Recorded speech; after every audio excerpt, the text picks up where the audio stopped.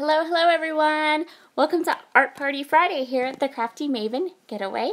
So I am going to share with you a fun little stamping and watercoloring technique from the mood board. I took the colors from the mood board, and also one of the images at the bottom is some watercoloring.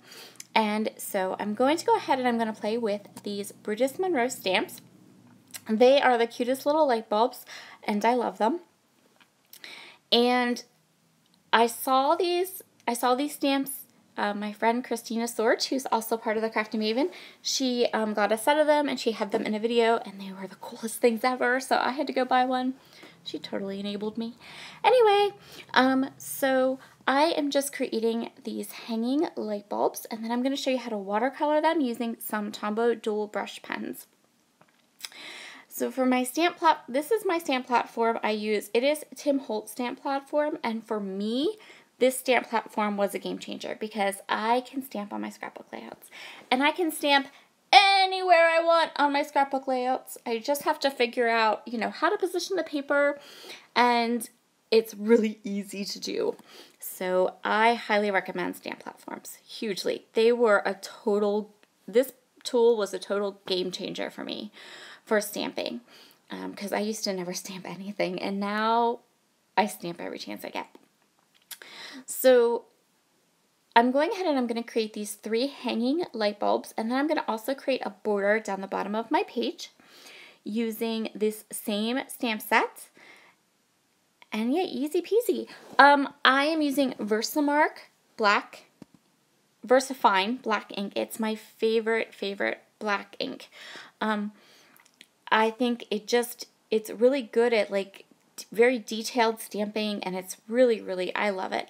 My only advice would be that if you're going to do a stamping project, especially if it is a larger stamping project like this one, where you want to watercolor on top of it, let it sit a good 8 to 10 hours before you watercolor it so that it is fully, completely, and utterly dry. And I know you're probably cringing at that, but in my experience, letting the stamp sit longer to cure, letting the stamp sit longer to really dry and really get into that paper means that when you go to watercolor it, you're not going to smear it even the littlest bit, and it's completely dry.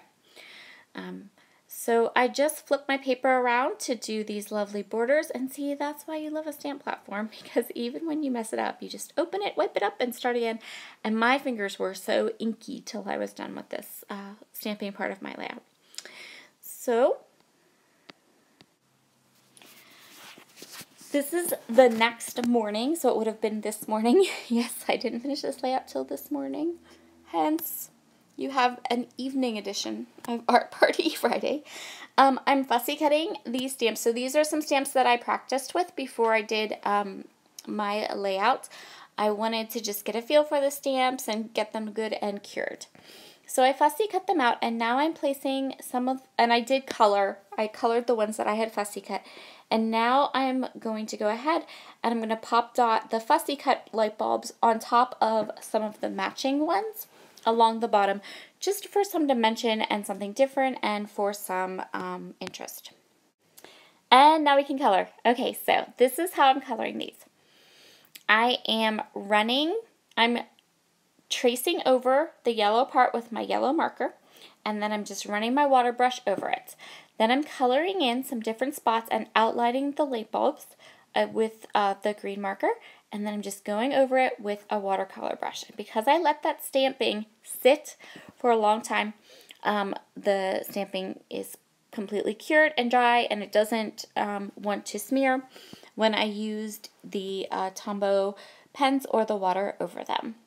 And so I just chose a green color and a yellow color that were, both of them are the same tone, so that they will go ahead and mesh together very well.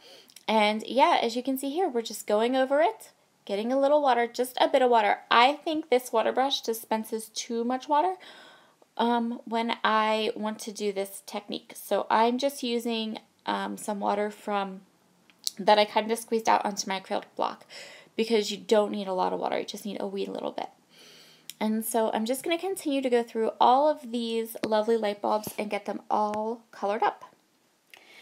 So the next thing I'm going to do is I'm going to decide on some paper layers. And I'm choosing some papers from an American Crafts 6x6 paper pad. This is an oldie but a goodie from my stash. It's the DIY shop paper pad. And I'm choosing colors that go with the mood board. I'm choosing a lined notebook paper to go with for some journaling. I'm going to pick some colors that are yellow and that minty greeny color that will complement my light bulbs. And then I also chose a pop of red, and it will just be a tiny pop of red in the finished layout, but there was a good bit of red in my photos, so I just wanted to go ahead and make sure that I had those kind of, some of the colors from the photos in the layout as well. So I'm just kind of choosing where I want to put my photos and how I want to lay them out. And so I'm going to tell you a little story about my photos. My photos are from, this past fall, we went to a fall foliage festival near our house. Well, it's maybe an hour and a half away. And at this festival, there was this booth, and it was run by a man who would take the old antique cameras, teapots, all kinds of different things, and he would use them as bases for Edison light bulb lamps. And these lamps were amazing. They were amazing. I loved them so much. I wanted to take one home in the worst way. But the least expensive of them all was still over $100, which was a little bit out of my price range for lamps that day. Probably, really considering that they were handmade and everything, probably wasn't a bad price, but it was, yeah, too much for me. So I'm unboxing these stamps. I'm so excited. Okay, did you see that? Did you see my little hand wave? These stamps are from a stamp company called Artist Gather. I had the privilege of meeting the owner of these stamps at Creativation this past weekend, and she gifted me with these sets of stamps, and I love them. They stamped perfectly. They're gorgeous. You're going to see them again. They're super useful. So she gifted me with some numbers, and she gifted me with an alphabet set, and she gifted me with all the different years and all the different months, and they're made to like stack up on each other, which you're going to see in another upcoming layout soon, because I'm totally in love with these, and they're my new favorite thing ever. And I just stamped them with my VersaFine ink, and you guys, they're just the cutest. So this is a new stamp company, but these stamps were high quality and amazing. And the woman who creates these stamps, her name is Sara too, and she's the sweetest as well. So I'm just going ahead and adding a lovely title. I'm going to use these thickers, which are an oldie but a goodie and new to me because I found them at Tuesday Morning in Arizona, and I've never been to a Tuesday Morning before, so that was a fun trip. And I'm just going to title this Edison Lightbulbs, and I thought this font would be perfect. And then I'm actually going to grab a comma from that thicker set, and I'm going to pop it up there in my title. And I think I was chit-chatting with my friends online. I think I was probably talking to Christina about the fact I was using my stamps, and they were awesome. And so I'm going to finish up my title, and then I'm going to get to work on my journaling. So I'm grabbing the asterisks from the thicker sheet, and I'm just going to use them as little light bursts around my layout. And I'm noticing that there is some gappiness down there with the ascenders and my journaling. I have a little bit of white space going on, but I'm going to fix that up in just a second. I'm trying to kind of decide what I want to do with that.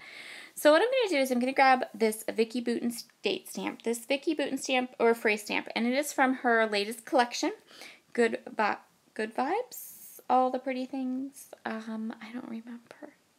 Anyway, it's from her newest collection. And I'm going to go ahead and use this little squirrely stamp to fill in those gaps in the word light bulbs, so there's not that open white space, and it kind of gives it a look of like maybe like a telephone wire or something going in between in and out of the lights.